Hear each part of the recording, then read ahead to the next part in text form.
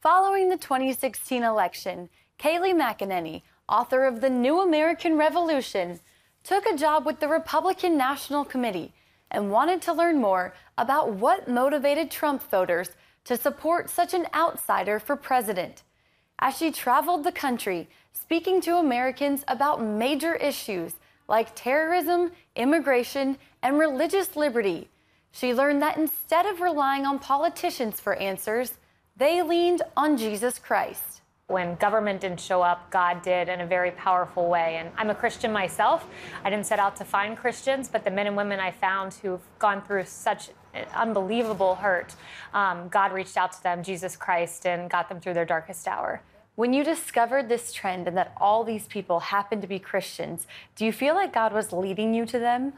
Yes, God was at work in this book and The New American Revolution. That was so clear to me when each person I met, so I interviewed 4 families who had lost loved ones. And every single one of those families, I said, do you happen to be a person of faith? I started catching on to a trend and they said, of course, Jesus is what got me through. The book starts with the untold story of Kim Copeland, who lost her husband Sean and son Brody in the Nice terror attack, which killed 85 people. All of a sudden she heard Sean shout, get out of the way, get out of the way, there's a truck coming. And he dives forward and he pushes Brody out of the way. And in the process, both he and his son get hit. For the next 90 minutes, as he waited for medical care, Sean repeatedly asked his family about his son. His last words on this earth were, I know where Brody is.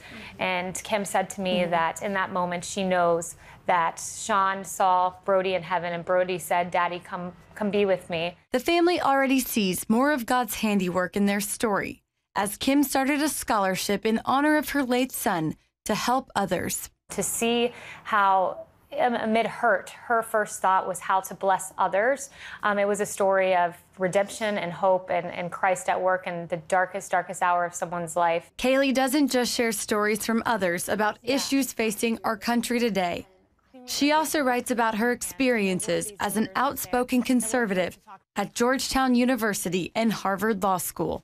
You're not allowed to speak if you're a conservative at Harvard or elsewhere on campuses across this country. Why did you decide to support President Trump pretty early on?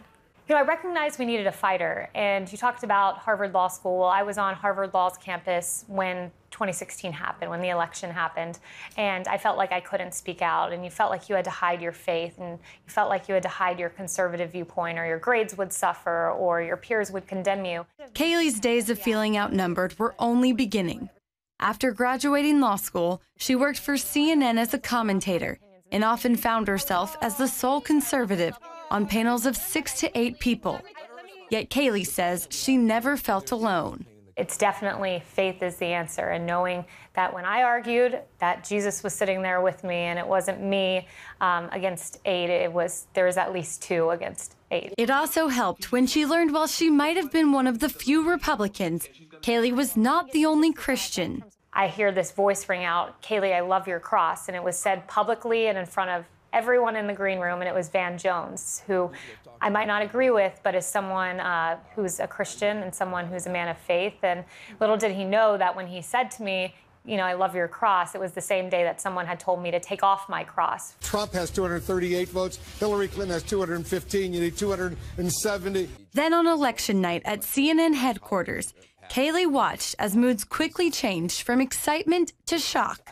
I don't think the press has learned anything since the 2016 election, because the same tactics they used then, which was to marginalize the president, to call him racist and xenophobic, and any word they could come up with, the same thing they did to Ronald Reagan, that's still the talking point. That's still the order of the day with the press. As she celebrated the Trump victory that night, others at CNN quietly let her know they, too, supported the new commander-in-chief. That was the hidden Trump voter right there in CNN, and the hidden Trump voter existed all across the country. Her advice to the media?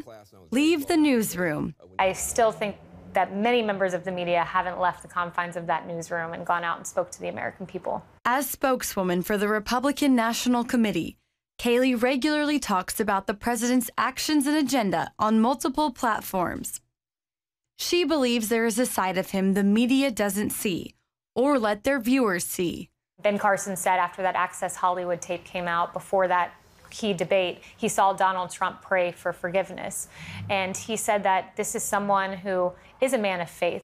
Kaylee hopes that in a time of deep political division in our country, readers will see the stories in this book and remember that while politicians may fail them, they can always trust in God. Reporting from Washington, Abigail Robertson, CBN News.